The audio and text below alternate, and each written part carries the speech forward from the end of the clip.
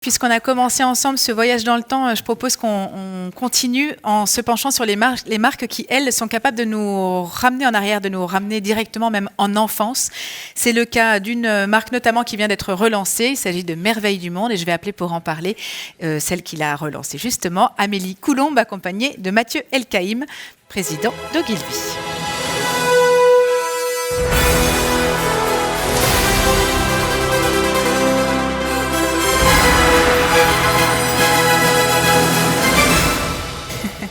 Bonjour à tous les deux. Bonjour Charlotte. On fait un vrai tour de France parce qu'on était à Lille avec le fourgon, vous venez d'Aix, Mathieu, Paris, on était en Vendée il y a 5 minutes, c'est la food, c'est magique. Là on va pas se balader dans le territoire, on va se balader dans le temps.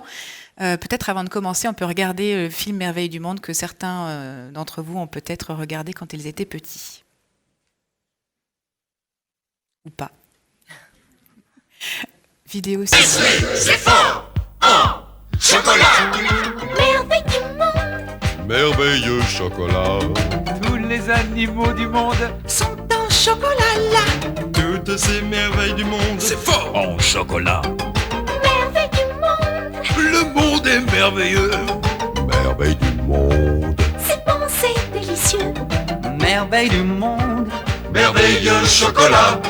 Nestlé, c'est fort en chocolat.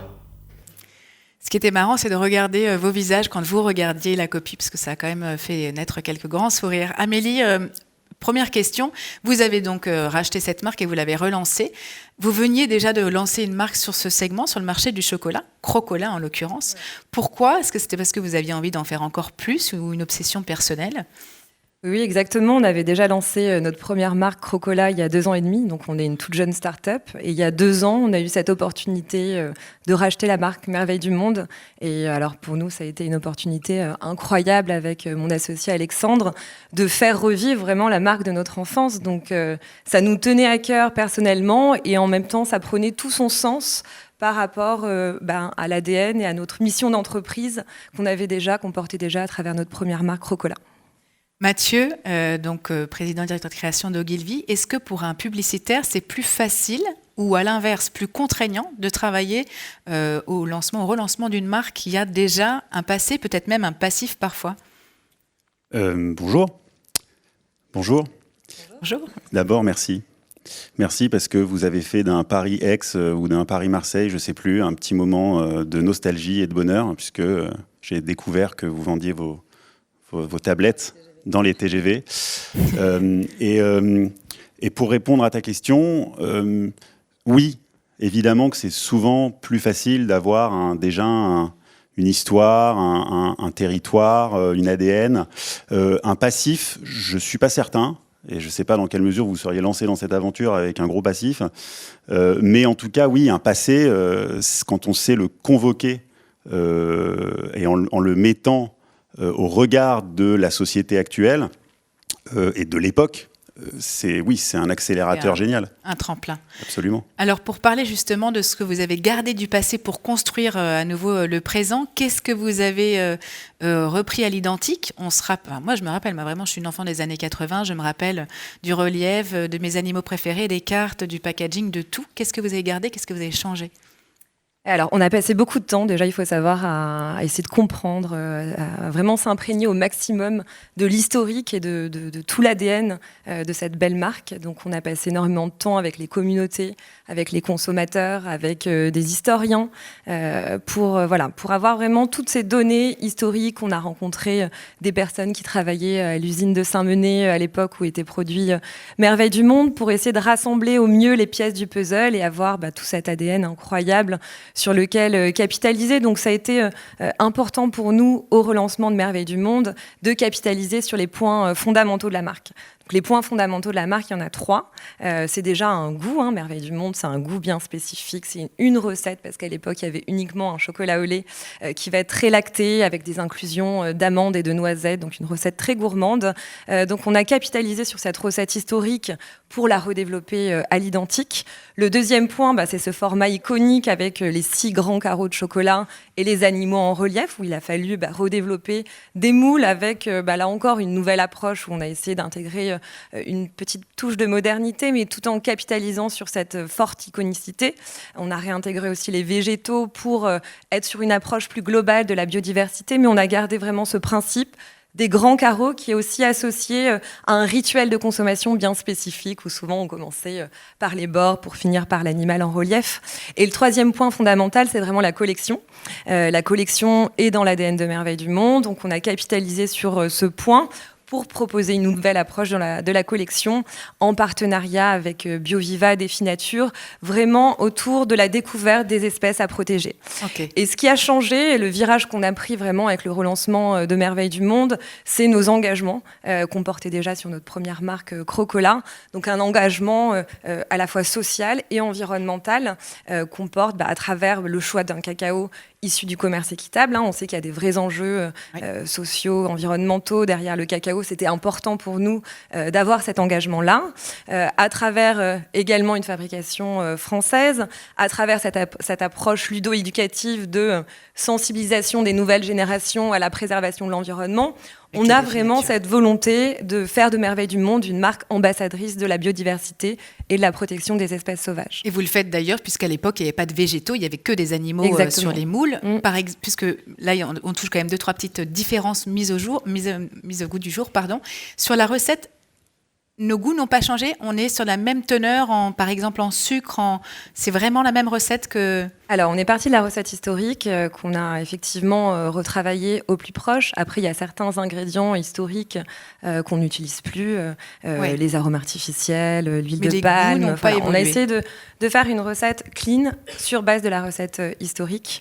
Les goûts évoluent de toute façon avec l'âge, avec nos habitudes alimentaires. On idéalise souvent aussi la période de l'enfance. Donc, les goûts qu'on avait enfant peuvent évoluer en tant qu'adulte.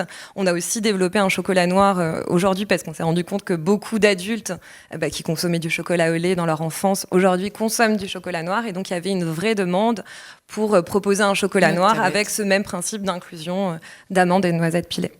Mathieu, tu as acheté le chocolat au lait ou noir dans le train ? Le lait, évidemment. Le lait. Voilà. Non, vous construisez aussi des marques et vous servez du passé régulièrement. D'ailleurs, on a vu la semaine dernière le Vieux Campeur ressortir la campagne d'il y a 30 ans, trait pour trait, en remplaçant juste les visages. Comment est-ce qu'on arrive à ne pas être vraiment dans un acte stratégique et pas une espèce d'acte de renoncement on ne peut pas faire mieux que ce qui a déjà été fait, on reprend et on fait pareil. Je ne sais pas si on parle de renoncement ou peut-être de facilité ou de croyance qu'en effet, une campagne à une époque a touché tellement de monde qu'elle aura le même impact 30 ans plus tard. C'est pas forcément vrai. Je pense que, typiquement, l'exemple du Vieux Campeur, je ne sais pas si tu l'as là, non, je ne crois pas, d'accord. Ils ont pris vraiment trait pour trait une campagne d'il y a 30 ans, ils la ressortent aujourd'hui. Je ne suis pas certain de l'efficacité. Je pense que ça va parler à quelques personnes qui l'ont peut-être vu, fut une époque, et qui était une campagne à un moment où le Vieux Campeur représentait quelque chose.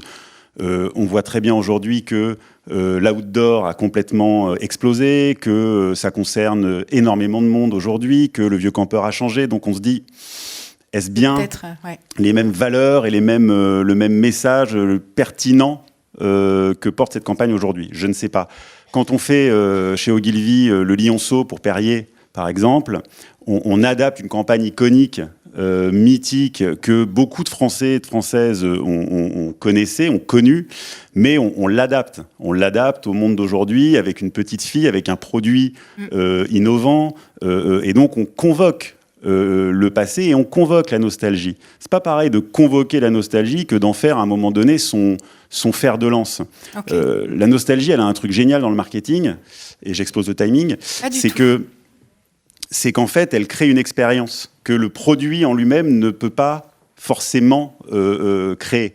C'est vrai qu'à un moment donné, voilà, c'est un accélérateur d'émotions, la nostalgie, ça convoque presque de l'irrationnel par moment, et on le voit bien d'ailleurs dans la confiserie.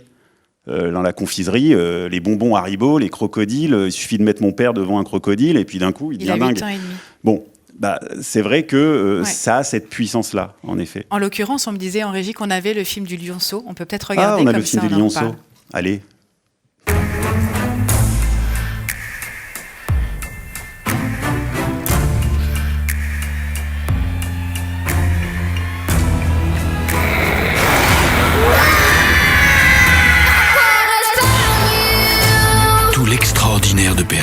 avec de plus petites bulles. Alors c'est marrant parce qu'on parlait des prix EFI tout à l'heure avec Fleury Michon. Il se trouve que ce film a eu un succès, enfin une efficacité également qui lui a fait remporter un prix EFI. C'est devenu un cas d'école. On aurait presque envie de croire, parce que vous avez déjà vendu plus d'1 million de tablettes en quelques semaines finalement. Vous, avec ce film-là, vous avez fait décoller les ventes de fines bulles puisque c'était l'objet. On a presque envie de se dire, on a une recette qui va marcher à tous les coups. Est-ce qu'il y a, par exemple, d'expérience, Mathieu, des échecs qui ont été faits, puisqu'on ne peut pas tirer de conclusions sur le cas du Vieux Campeur?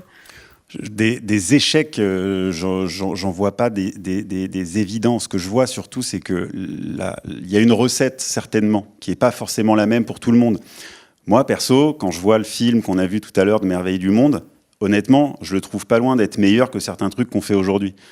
Alors, il faudrait le remettre au goût du jour, hein, évidemment. Mais il y a quelque chose dedans, c'est du divertissement, c'est drôle, c'est juste, c'est sur le produit, c'est marrant. Donc, oui, c'est toujours tentant d'aller chercher des campagnes du passé, de les remettre au goût du jour. Attention, ça peut pas être une recette miracle non plus.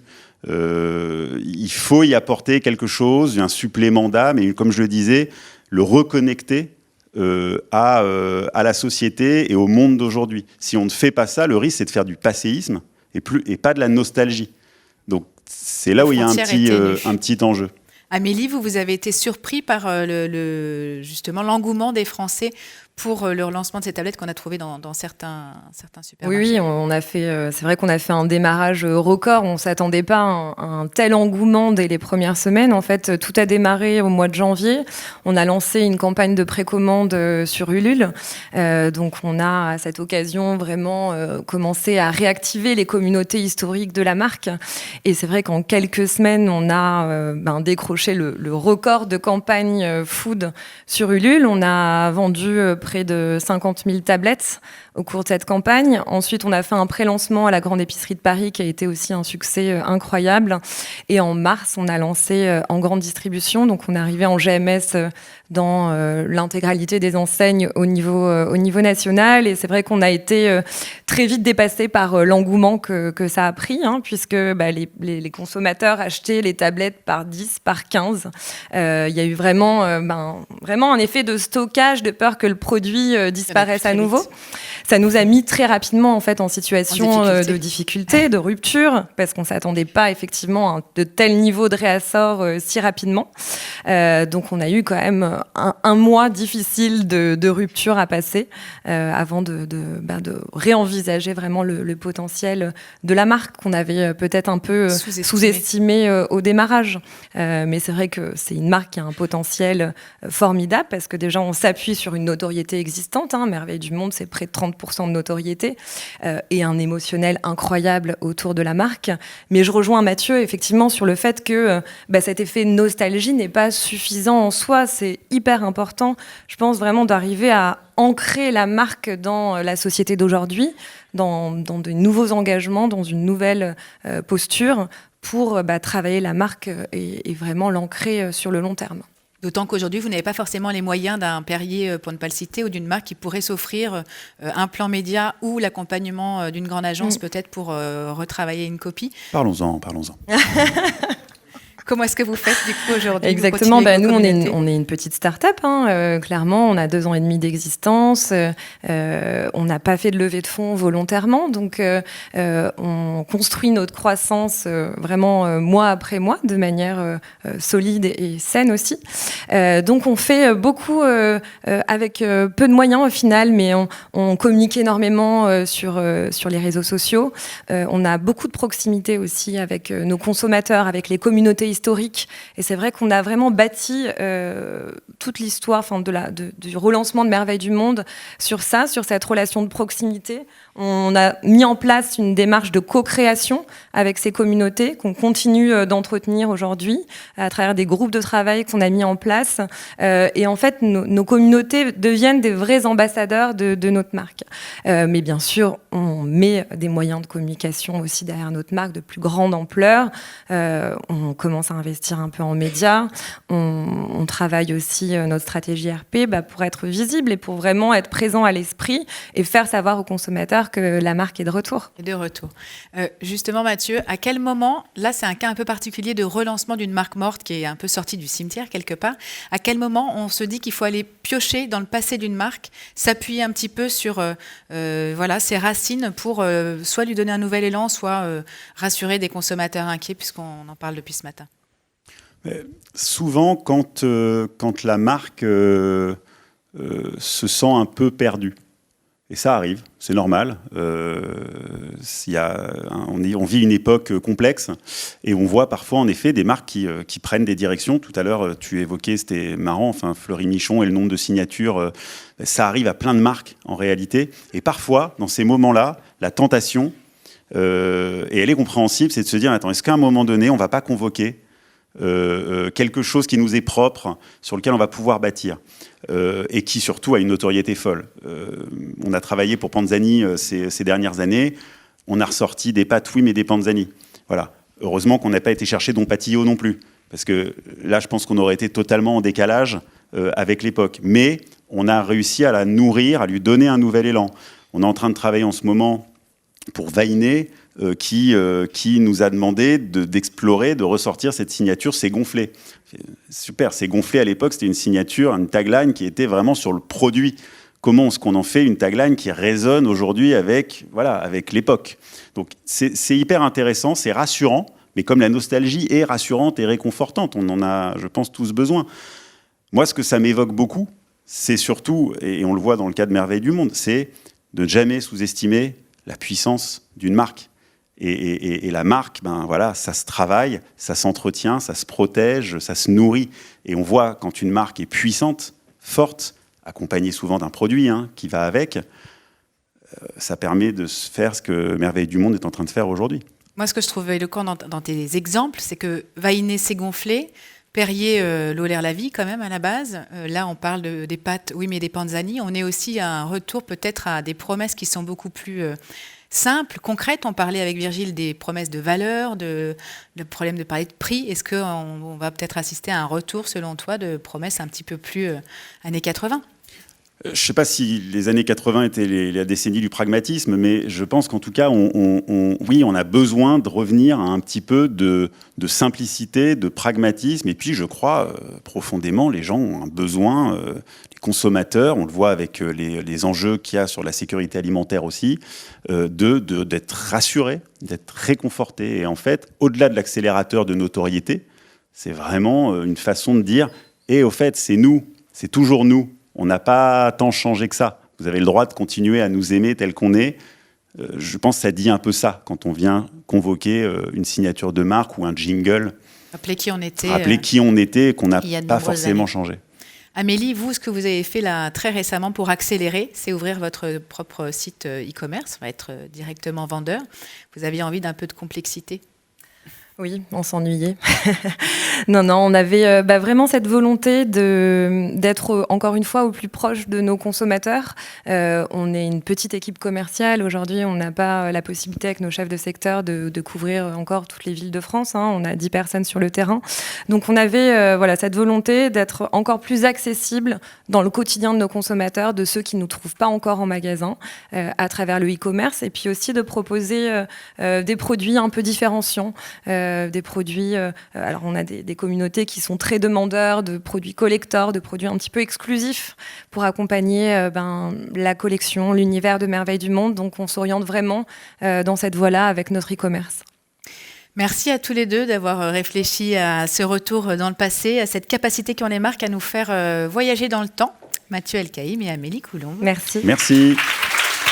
On va se quitter en chanson, puisque la publicité se sert beaucoup de Louis pour nous ramener dans le temps passé, en découvrant ce qui est sans doute une des premières archives publicitaires de Merveilles du Monde. Amélie, on a retrouvé un film, c'est Charles Trenet qui chante Le Fou chantant.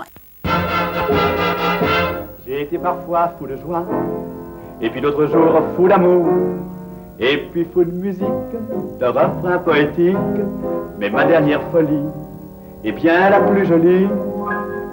Je suis fou de colère, de chocolat colère. Je suis fou de colère, c'est lui que je préfère. On le croque, oh là là qu'il est doux. Quel bon chocolat qui a du goût. Je suis fou de colère, de chocolat colère. Je suis fou de colère. J'entends son nom partout, j'entends dit par là. Quel chocolat. Tout le monde est fou. Quelle joie dans l'air. Tout le monde est fou de colère. Tout le monde est fou de colère. Il est si fin, si délicieux à croquer colère. Et les enfants vont maintenant trouver dans les chocolats Colère et les chocolats Nestlé de merveilles du monde. Et ils pourront participer au grand concours réservé aux collectionneurs de ces images et à les splendides boîtes de bonbons chocolat Colère.